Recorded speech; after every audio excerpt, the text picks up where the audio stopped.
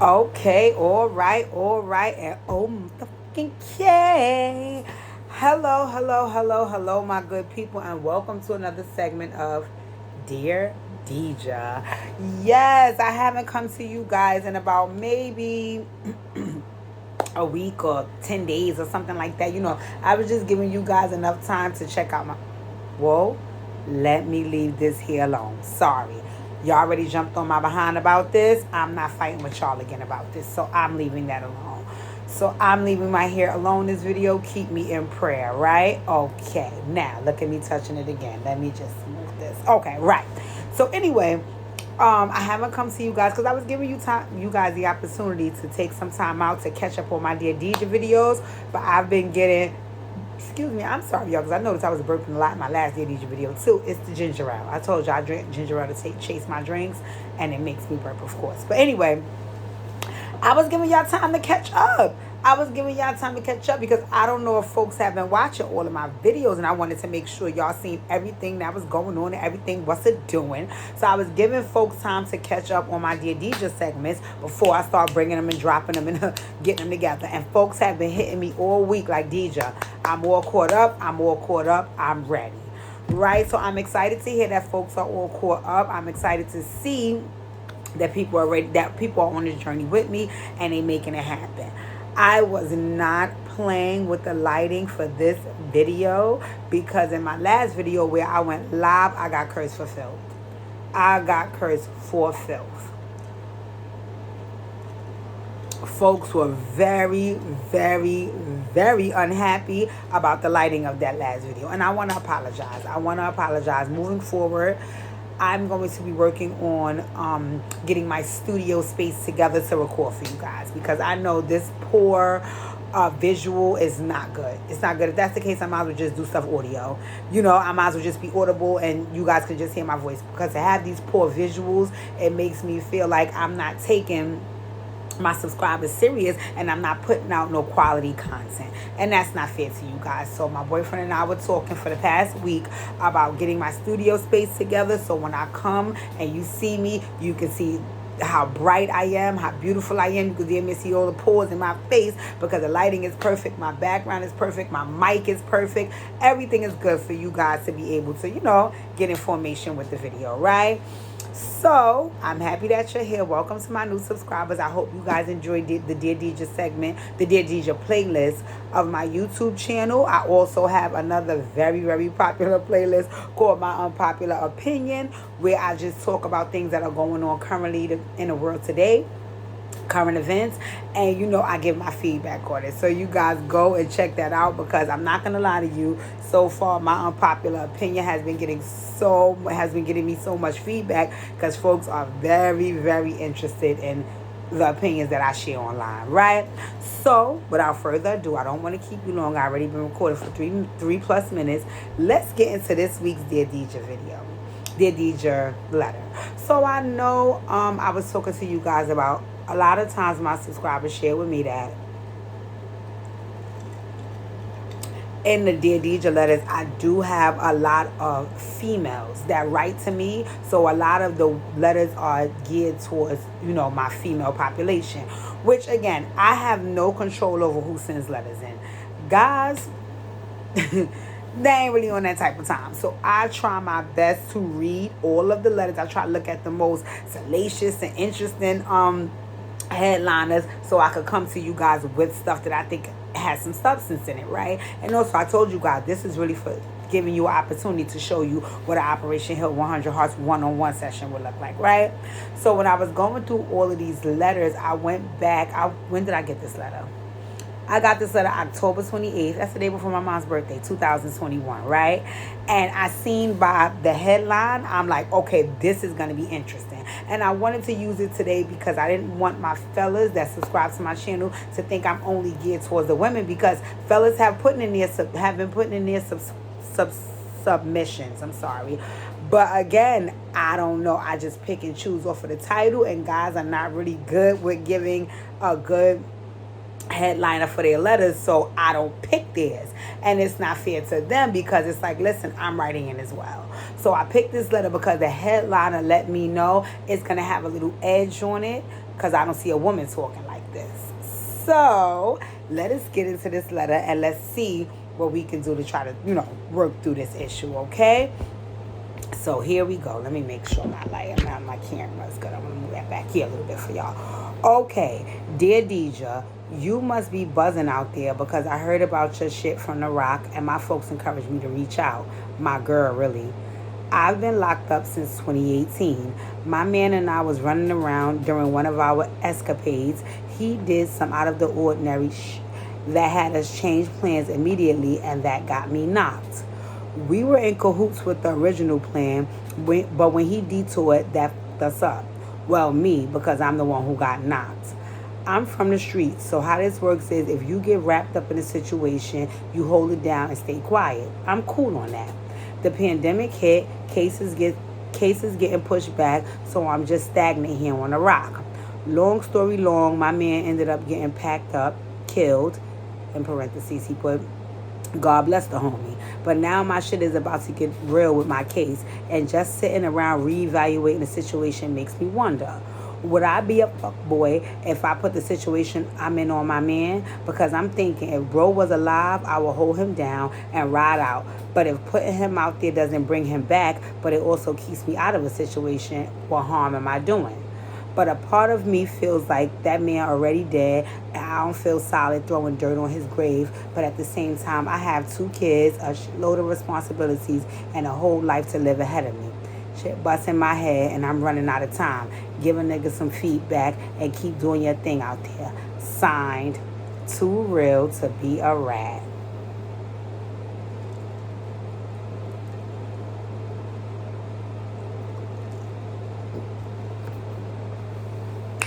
Hold on, y'all. Pookie! Can you bring me a shot of my stuff? I need a shot. I need a shot. I need a shot. I picked the wrong letter. Oh my God. First of all, I'm just responding, and this is from October.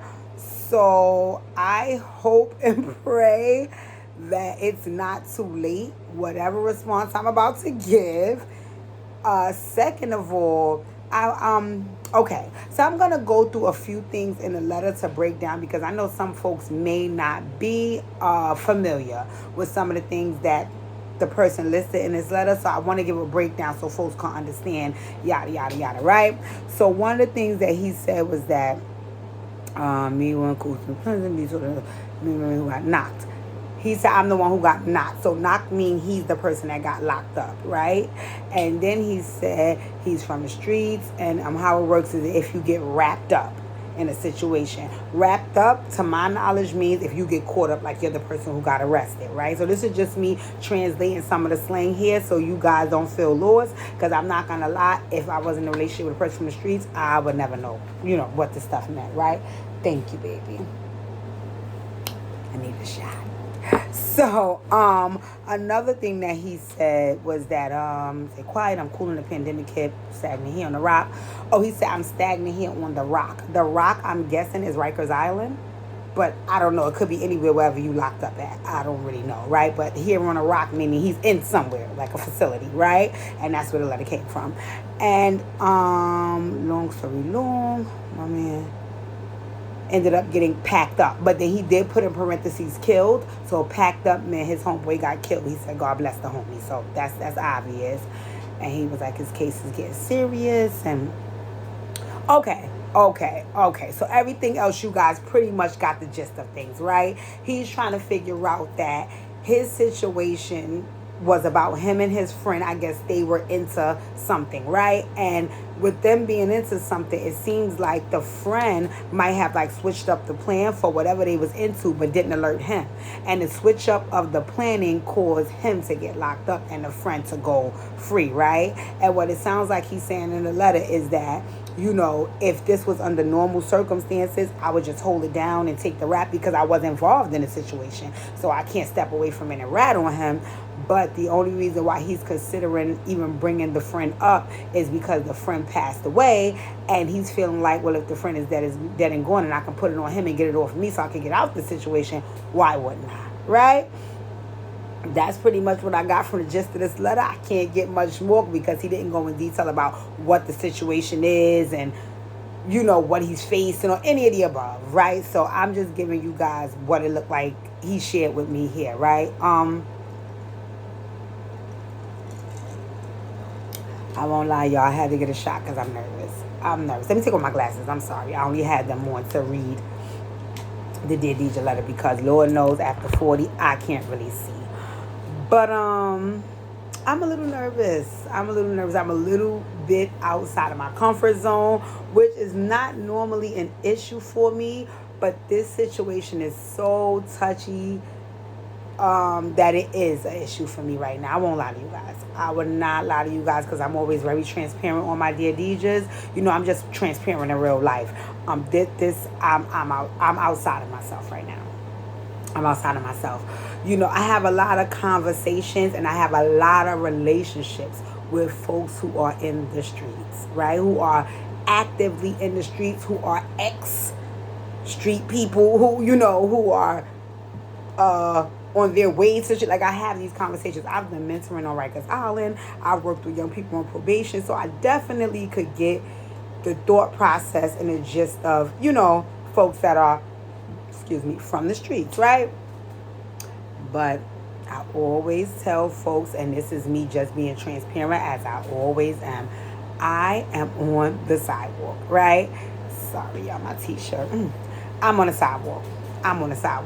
Do I love the streets? To a certain degree, yes, because I like the demeanor and the courageousness and the boldness and the confidence in folks who are in the streets, because they will try a lot of things and be very fearless. And so I've always been turned on by either a man from the streets, or if I've had homegirls who are in the streets, like, oh my God, it's like a whole new world for me. Because again, I am really and truly on the sidewalk. Like, literally on the sidewalk. I have never been arrested. I've never been to the precinct for myself. I'm on the sidewalk, right? So for me, when I'm approached with things that pertain to the streets, I'm usually very, very, extremely sensitive to addressing those things, and also very apprehensive because that's not my area.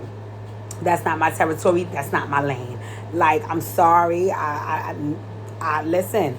I'm not knocking whose ever lane it is, and I feel no shame or disdain about not being from the streets. I'm very proud about my upbringing, but I also know that that's a lane that folks occupy that I don't. And I want to be very, very mindful of the folks that occupy that space, because I want to be sensitive to them, because most of them are my people. I gravitate towards them, so I want to make sure that when I give my feedback in this Dear DJ, first of all, that I'm speaking genuinely.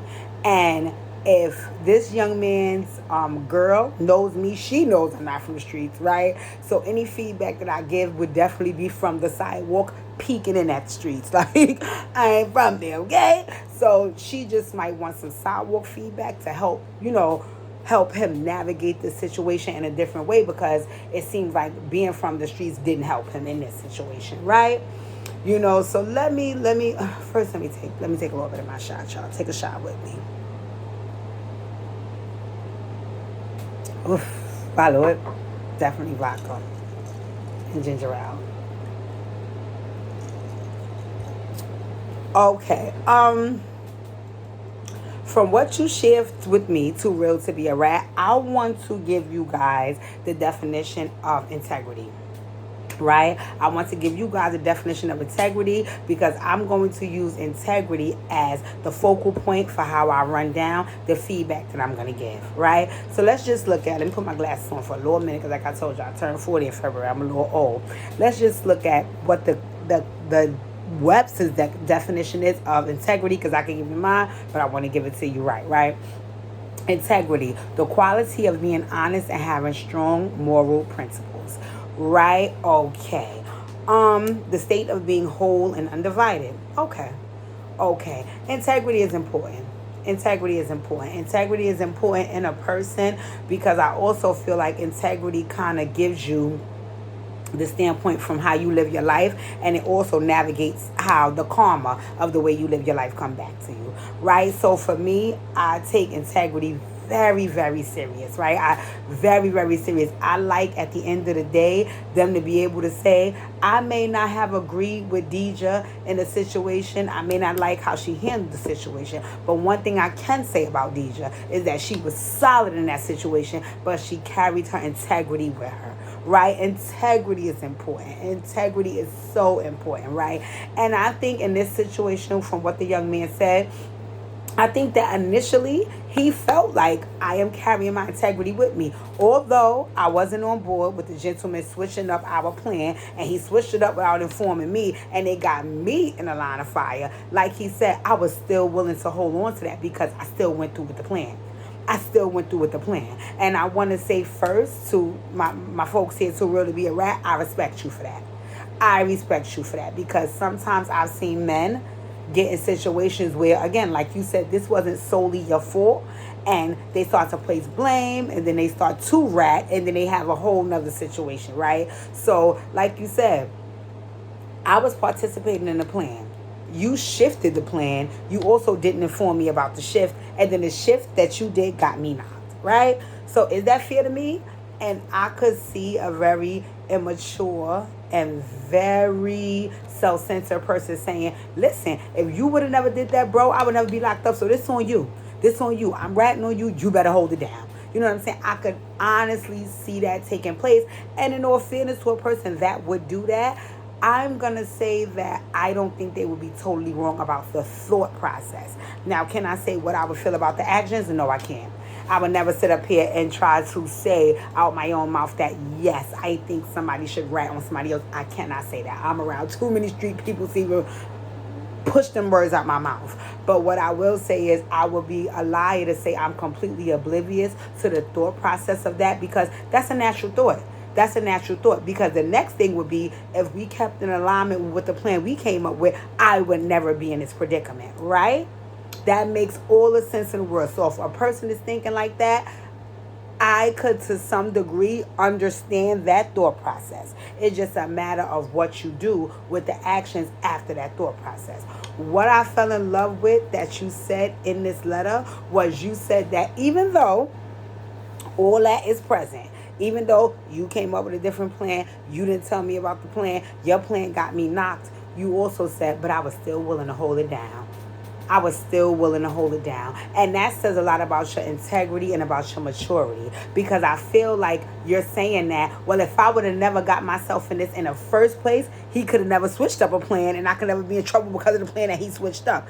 I put myself in this. I agreed to do this. And anything that happens after I agree to be involved in this, I have to wear like a man with integrity. So I want to say that, I commend you. I commend you 100% because what you said initially was so solid about, listen, I came into this with my man, all right? Now, him switching up and all that other stuff, I didn't anticipate, but that don't change it. I came into this willingly. So now whatever happens because I came into it, that don't cause me to take the responsibility off myself and say, well, oh, now everything is his fault. No. I walked into this willingly. So I respect the dog out of you for saying, listen, I'm going to hold it down. I'm going to hold it down. Even though why I'm in here is that person's fault, why I was involved is my fault. So I'm going to hold it down. So let me just say that, my boy Too Real to Be a Rat, I respect you for that, right? So then the other piece about that is, which is the second layer, was that you said, your friend got killed. God rest his soul. God rest his soul. May God provide and protect for his family. May they provide strength, and I hope and pray that they find some resolution, in whatever happened with that other person, right? And you said that now that he's gone, you're thinking about, okay, well, what is next steps with this case, right? So I could go into the logistics of the case a little bit, but I'm not going to go there, right? So I could say things like, well, can you really put it on him? And what's the case? What is the value of the case? And what is the DA saying? And what are you facing? And I'm not going to go that route, because that route is more about the technical standpoint of it, right? If you were coming to a healing heart session, which is what these Dear DJ letters look like, I would be talking to you about the social and emotional piece, and I will also be talking about you and your responsibility, right? Because I'm trying to help you navigate something so you can make the best decision for what goes on in your life. I can't speak for nobody else. So I'm not going to add the justice system. I'm not going to ask questions about the case. I'm not going to get into the logistics of the case, because A, I don't have that information here, and B, I would just be moving off the standpoint of, let me put my glasses back on. I would just be moving off the standpoint of what I assume would happen. And I don't want to do that. I don't want to assume. I want to go off of what you shared here in your letter, right? So you shared that the young man has, passed away, and you thinking about things like, if there's an opportunity for you to be able to say, yo, he did this and he did that, and you will be able to go home free, is that something that you would want to do? And what I seen you said was, which also let me know that you have a shitload of integrity. You said that, I like that you said, but a part of me also feels like that man already dead, and I don't feel solid throwing dirt on his grave. That hit me in the chest. That hit me in the chest. That hit me in the chest right there. And then let me know what type of man you are, which I already discussed just a few minutes ago about your integrity. You can tell that you are a good person and you are a solid person, because even in this man's death, you're still questioning if I would want to say anything bad about him or do anything bad to him, because that don't make me feel good. That says a lot about your character. That says a lot about your character. That says a lot about your character, which I always tell people, your character will kick in doors for you that degrees can't, that money can't. Your character is who you are. You know what I'm saying? So when God bless you with good character, that's a beautiful thing. And the fact that you still would be apprehensive to say anything negative about this man, even in his death, that says a lot about your character. That says a lot about your character, because believe it or not, people say negative things about people and they still lie right in their face. Right in their face. But it's whatever's going to get me over the hump. It's whatever's going to make me feel better about myself. I don't care about the next person. So the fact that you took that into consideration and that person has passed on lets me know that you are of good character. And the fact that you wrote this letter to even ask about, what would I consider as next steps, lets me know that you're of good character. And also I appreciate you feeling like I could lend some advice that would be of good character to you as well. So I want to salute you, because as good character folks, we see each other, we know each other. I just said that in my unpopular opinion video, like good-hearted people, good character people, just good people in general. We see each other, we know each other, we love each other, and we can recognize each other in a room full of vultures. And what's so crazy about this is most men would have never did this. They'd have heard their girl telling them, because you said your girl told you about me, and been like, listen, I ain't got time for that bitch. What is she, the psychic friends? Who is she, Dionne Warwick? That bitch can't have no bail money for me. So what you telling me to write a letter to a hoe? I don't know this girl. I don't care about what she think. So the fact that you trusted your girl and wrote into me lets me know that you value my character as well. And I'm very, very big on character. So thank you, and I appreciate that. Again, like I said, the fact that you're thinking of this gentleman says a lot about you, right? But like I always tell people, we was in a hell of a heart session, right? Because that's what Dear DJs are for. And I was having conversation with you. This is no disrespect to anybody outside of that conversation. But I have to be very real and very transparent with you. Of course, I would love to have feedback for the other person, but I can only have feedback for them in their session. I can't have feedback for them in your own, right? So if you and I were speaking on the phone, and you ran this whole situation down to me, I would, of course, come out the gate with the integrity piece that I spoke to you about already. I would spoke to you about the character piece that I spoke to you about already. But then I will also speak to you about the reality of what's going on. Let's speak about that. I understand that in your letter you signed it too real to be a rat, right? So I think a part of you is struggling with, if I put everything on my man, not only does it not make me feel good because I'm quote unquote throwing dirt on his name and he's dead and gone, but I also kind of feel like to some degree I'm a snitch because I'm telling on somebody in order for me to get out, right? And again, I'm on the sidewalk, not from the streets. So don't hold what I feel or think against me. You reached out to me, right? What harm are you doing that man? What harm are you doing that man? And I mean that in the sense of, if the man that you was dealing with was adamant about having good character and holding on to his integrity, even looking down from the heavens, he would understand a predicament that you would in, and he would respect some shit. He would respect some shit. He would respect some shit. What harm are you doing?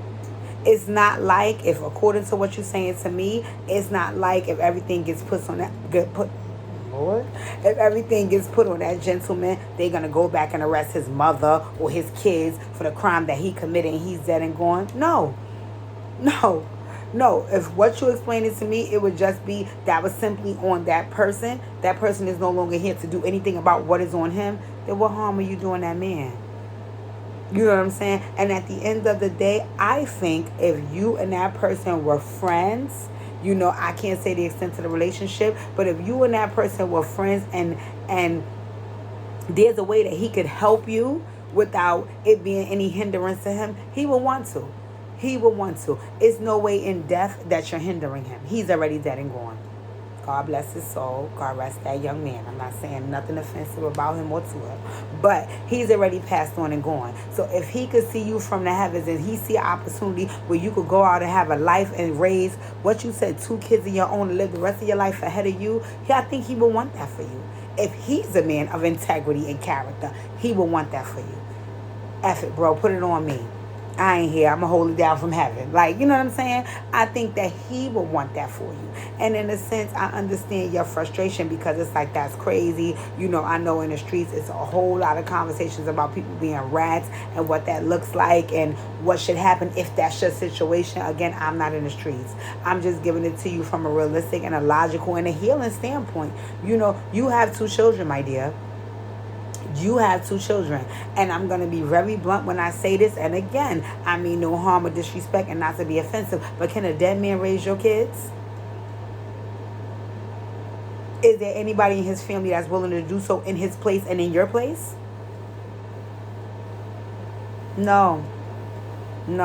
Your responsibilities is different. You have things to do.